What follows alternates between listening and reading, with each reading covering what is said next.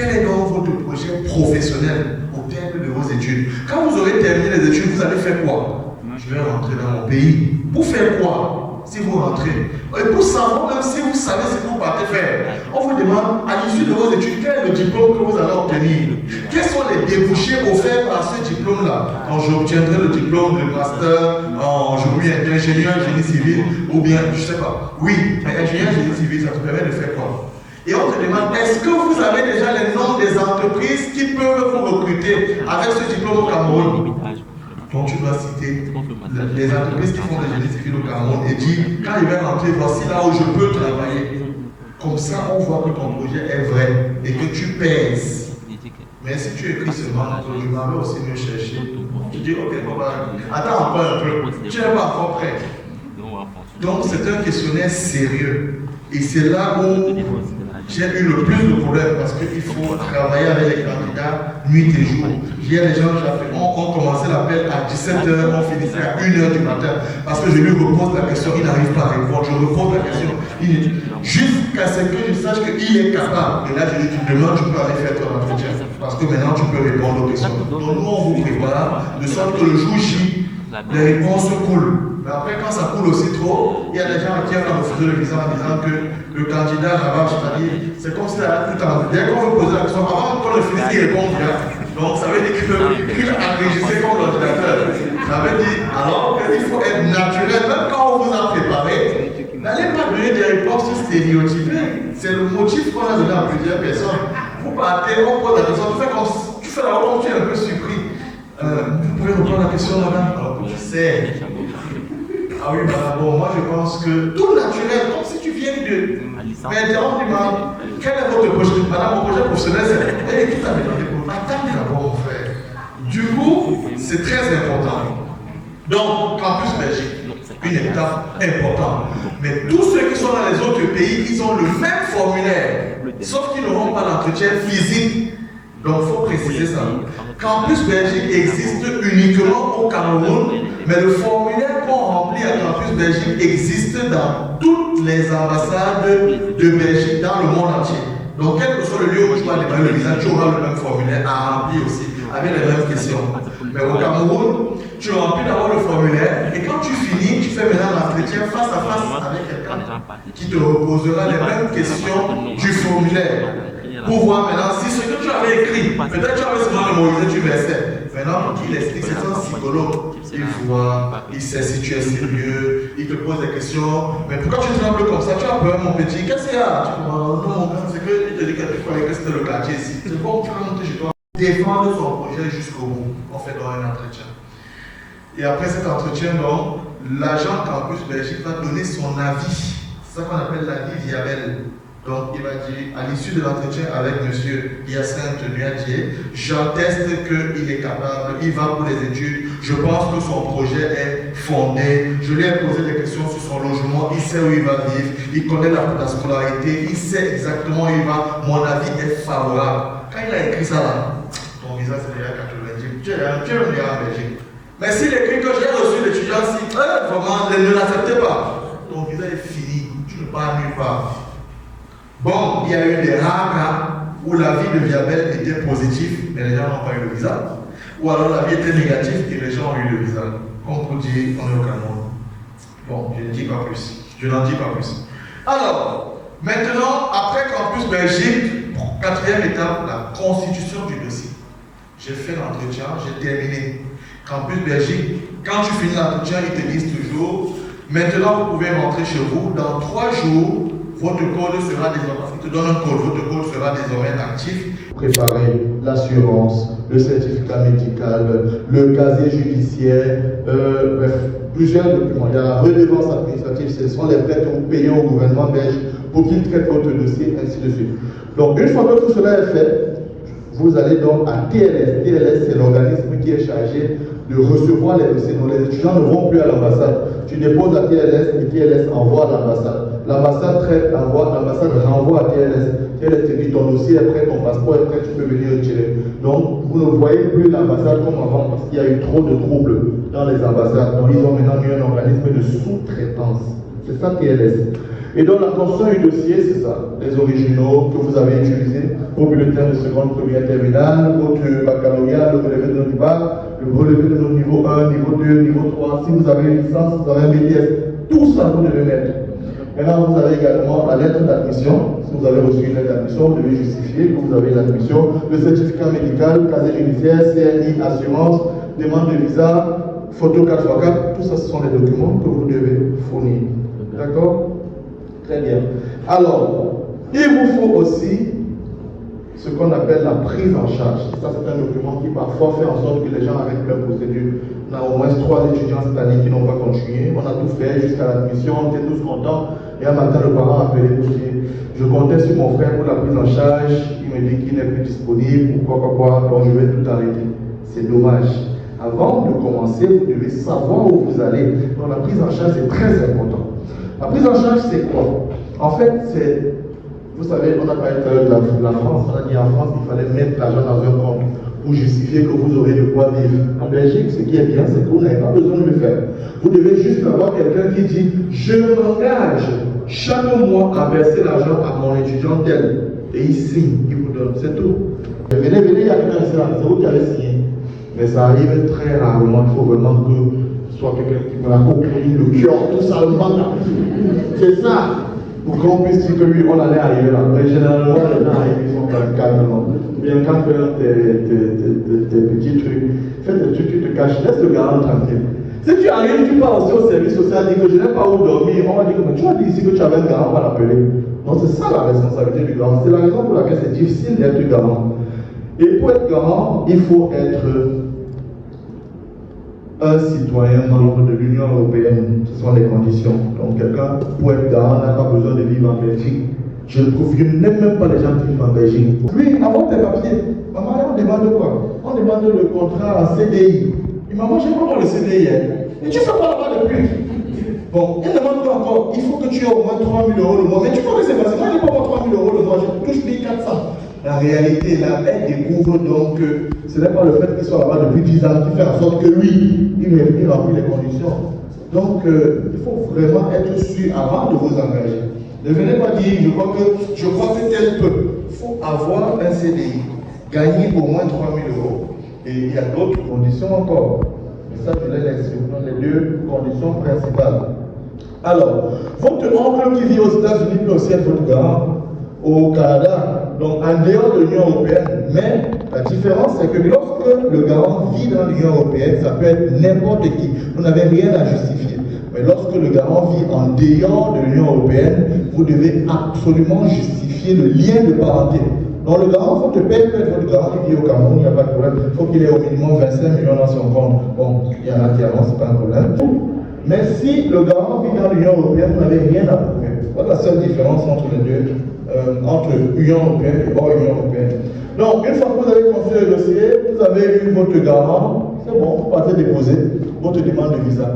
Et vous attendez, vous déposez à TLS transfert à l'ambassade, vous attendez la réponse. Si la réponse est positive, bah, c'est tout. Vous avez eu votre visa, bravo, vous allez en Belgique. Et si la réponse est négative, bah, vous n'avez pas eu votre visa. Je suis vraiment désolé, on ne peut rien faire pour vous. 2 possibilités sauf à vous. Soit vous dites, c'est terminé, j'abandonne. Soit alors, vous prenez un avocat. Les voies de recours, vous prenez un avocat. Et c'est ce que je suis en train de faire maintenant pour plusieurs de mes candidats. On a 4 candidats qui n'ont pas eu le visa. Et on a pour le moment 14 personnes qui ont eu le visa. Je crois que la balance est quand même bonne. Donc, ceux qui n'en ont pas eu le visa, on fait un recours, on prend un avocat. Pour que l'avocat attaque le gouvernement pour dire vous n'avez pas donné le visa à mon candidat, vous avez mis ceci comme motif parce qu'il donne un motif. Le motif que vous avez donné, je trouve qu'il n'est pas fondé, c'est pas vrai, c'est pas raisonnable, vous avez juste voulu l'enfoncer et nous vous demandons d'annuler ce motif. Alors si on annule le motif, c'est ce qui arrive dans 90% des cas, on annule le motif, on demande au consulat de réévaluer votre candidature et de ne plus vous donner un refus pour le même motif. Il faut trouver un autre motif. Et donc, il peut vous donner encore un autre motif. Vous repartez encore au tribunal, on annule encore. On dit trouvez encore un autre motif. Finalement, il dit bon, vous forcez trop partir, voilà le visa. On vous donne. Et généralement, quand il y a le tribunal, tout ça, prenez papier. Parce qu'ils savent que très peu de gens iront prendre un avocat, payer encore les services et tout. Donc, eux, ils refusent, ils s'arrêtent. Mais quand ils voient que on commence à trop les bousculer, ils disent oui, voilà le visa partout, il n'y a pas de problème. Et donc, pour vous dire qu'on peut arracher son visa du côté de la Belgique, c'est ce qui est bien, contrairement à plusieurs autres pays. Donc voilà en quelque sorte la procédure pour les études en Belgique. Alors, parlons présentement du coût de la procédure. Combien est-ce que tout cela va nous coûter? Très rapidement, hein, comme ça vous avez une idée. Alors, le coût global de la procédure, c'est tellement moins cher pour étudier en Belgique. Il vous faut moins d'1 million pour aller en Belgique. Même pas 1 million de francs. Et vous êtes en Belgique. Comment? L'équivalence, c'est 150 euros. Simplement, 150 euros. L'équivalence. Maintenant, pour que cette équivalence, vous allez faire l'équivalence ici, on paye 150 euros au gouvernement belge. Mais il faut que vos documents soient envoyés par DHL, que quelqu'un les reçoive, qu'il aille déposer, après qu'il récupère, qu'il renvoie ici. Tout cela, ce sont des frais. C'est la raison pour laquelle on a mis plus 100 000 francs à côté. On suppose que ça peut nous coûter 100 000. Deuxièmement, la demande d'admission. Chaque école prend 200 euros pour postuler.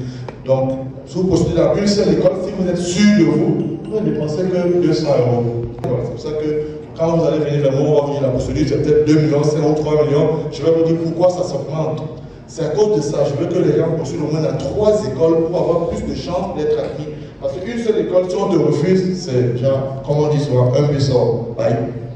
Alors, frais d'entretien Campus Belgique, 95 000, je le disais tout à l'heure. L'assurance, disons 47 700 pour 6 mois, c'est la meilleure assurance pour le moment. 3 mois, ça ne passe plus malheureusement. Et le certificat médical 40 000, en fonction de là où vous faites aujourd'hui. Cette année, ça c'était les prix de l'année dernière. Cette année, on est passé presque à 50 000, donc ça ne change pas grand-chose.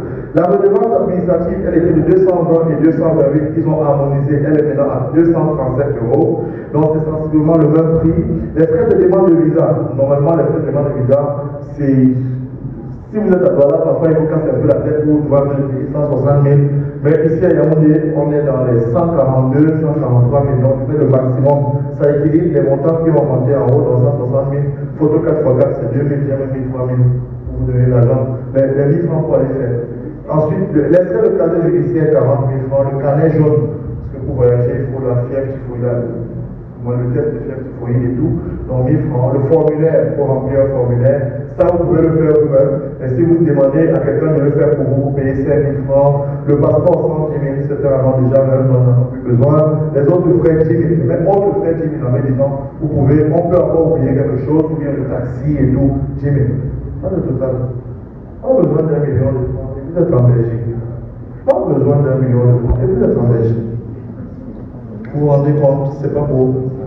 Maintenant, quand vous venez nous voir, on va vous dire la procédure de la Belgique c'est 3 millions. Pourquoi ils ont dit 1 million? Pourquoi ils ne parlent de 3 millions? On comprend rien. En fait, est-ce que vous avez alors le garant?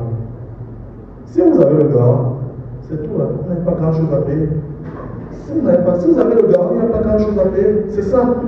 Mais si vous n'avez pas de garant, il faut qu'on vous trouve un garant. Et ça coûte aussi. On ne va pas vous donner ces documents comme ça, gratuitement. Je suis désolé de le dire, mais c'est comme ça, c'est la réalité. Il faut payer encore pour le garant. Et maintenant, nous avons nos propres frais. Nous avons nos partenaires avec qui on travaille. Il faut aussi payer ces partenaires. Il faut payer les frais d'agence. Donc voilà, en quelque sorte, ce qui fait en sorte que votre facture peut être plus grande. Mais si vous faites votre procédure par vous-même et que vous avez un garant, je vous assure, avec moins d'1 million de francs, vous êtes en Belgique. Comme vous venez de le voir. Voilà. Alors, je ne vais pas vous prendre plus de temps que ça. Je crois que j'ai parlé assez. Je vais vous laisser poser vos questions et je pourrai répondre aux questions sur des choses sur des sujets que j'ai peut-être oubliés. Quelqu'un peut prendre le micro et vous faire. C'est que pour l'extrait de casier judiciaire, ambassadeur de pays, vous sommes pour ceux qui sont en France, pour vérifier. Alors, l'extrait de casier judiciaire est valable pour 3 mois. Et alors, la procédure se fait en plusieurs étapes. D'abord, tu vas faire ton extrait de casier judiciaire là où tu es né. 2500 francs normalement. Tu es né à, je sais pas, en Bacon, tu pars là-bas, tu cherches le tribunal, tu fais ton extrait de casier judiciaire. C'est 2500 le thème, c'est tout. Maintenant, quand tu as fini de faire ça, tu vas au ministère des Relations Extérieures pour certifier le casier que tu as eu. C'est 20 000 au Minerex. Et tu ne portes pas le pantalon jean, sinon on va te chasser. Et après, tu vas maintenant à l'ambassade, donc à TLS. pour certifier le casier que le ministère a certifié, pour être sûr que tu n'as vraiment pas fait la prison. C'est 17 500.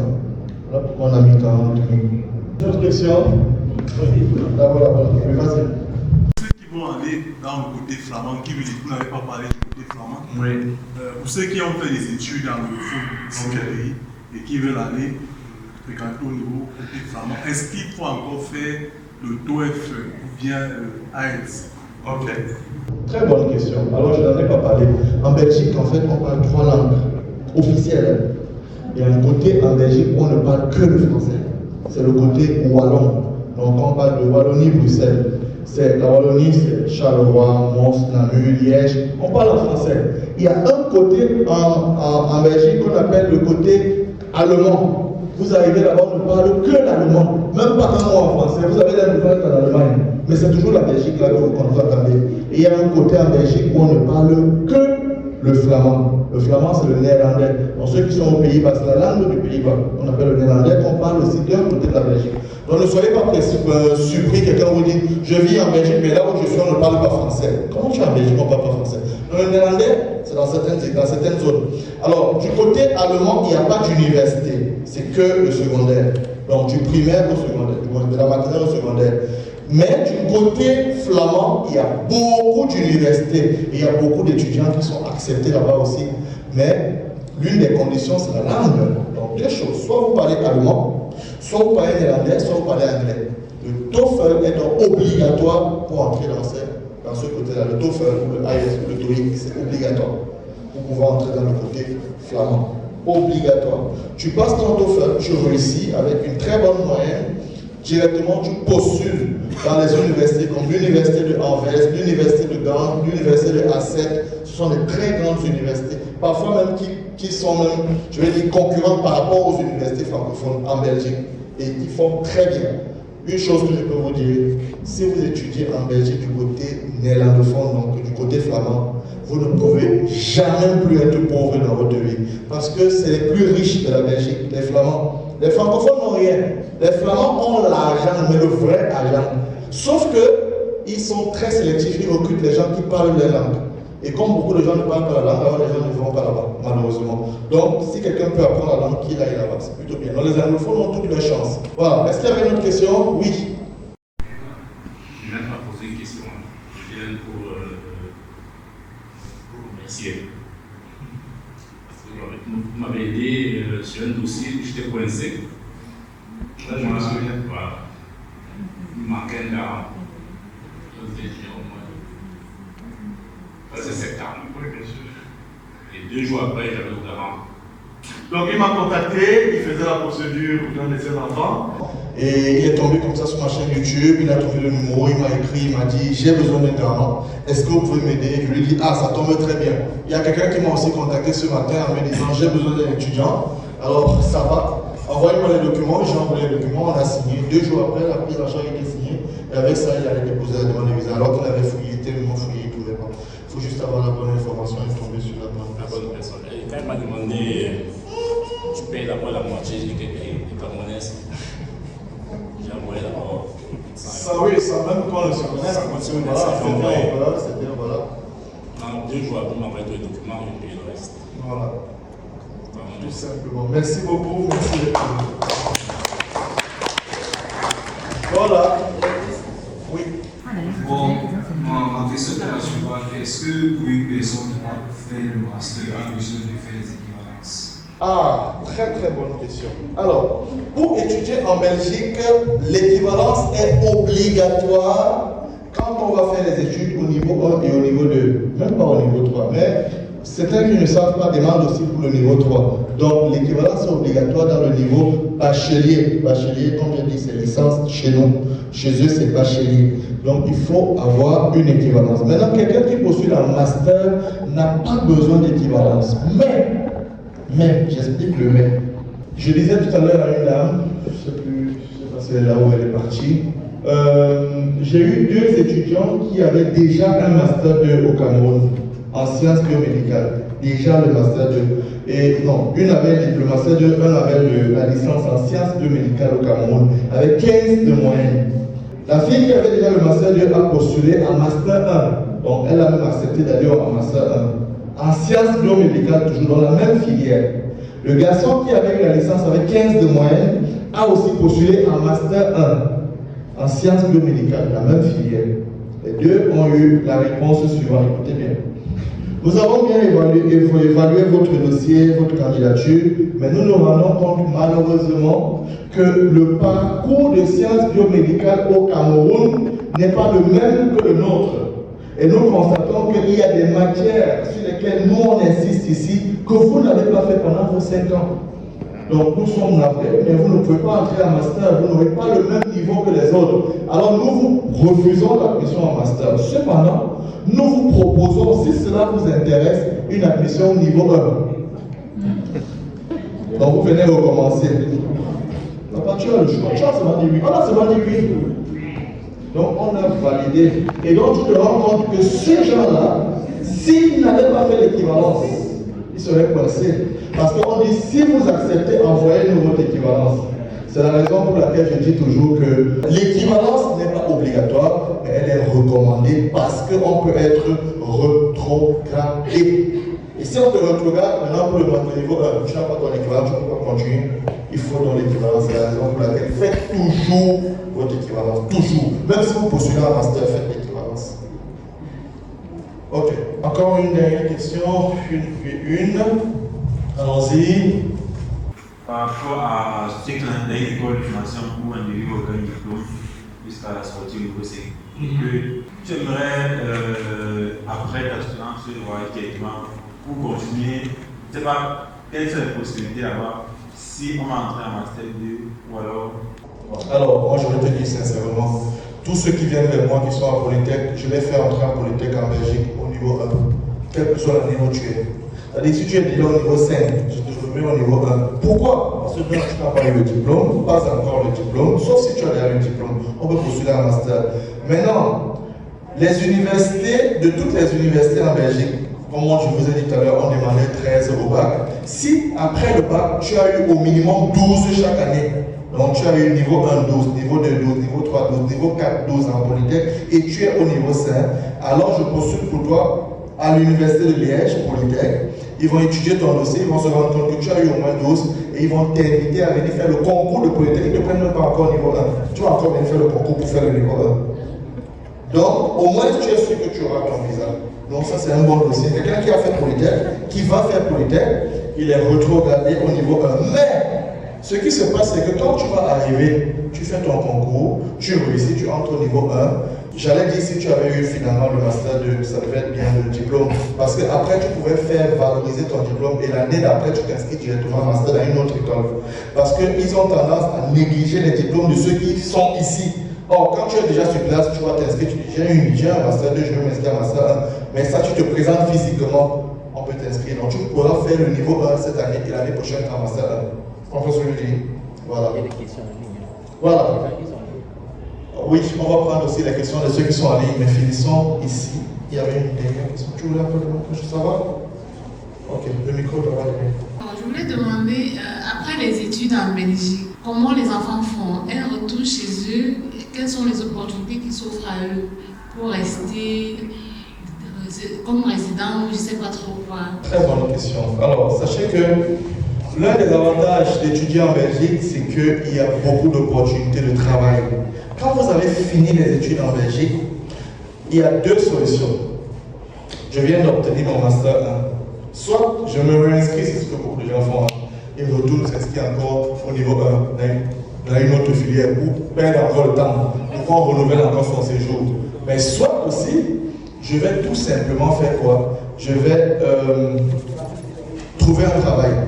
Donc, si je trouve un travail, il faudrait que j'ai eu un CDI. Première chose, dans mon domaine, ça veut dire j'ai étudié la philosophie, il faut que je trouve un CDI en philosophie.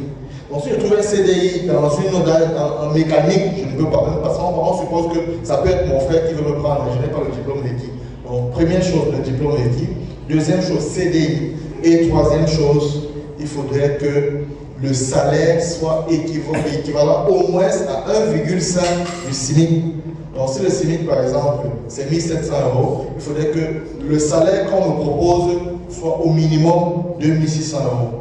Si l'employeur dit je vais payer 2600 €, je lui donne un CDI et je l'emploie dans son domaine, directement on change ta carte de séjour d'étudiant à travailleur.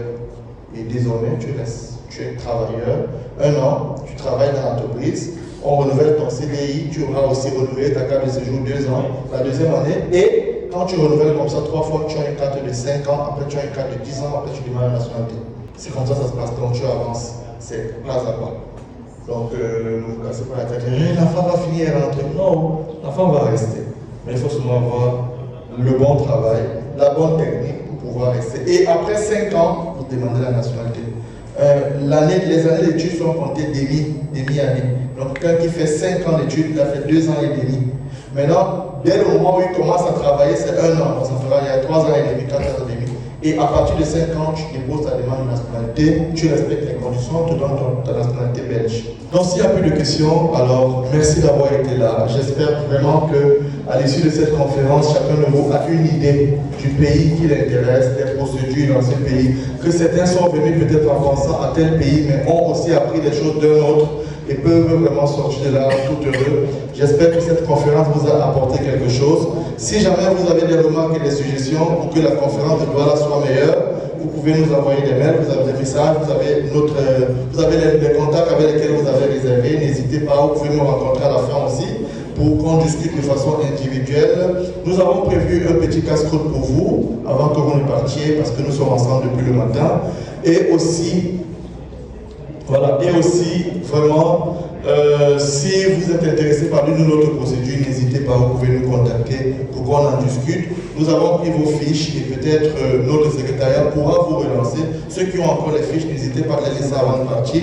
Donc si vous êtes contacté par notre agence, c'est juste pour savoir si vous avancez dans votre projet. C'est ça aussi le but, c'est que chacun de nous puisse réussir.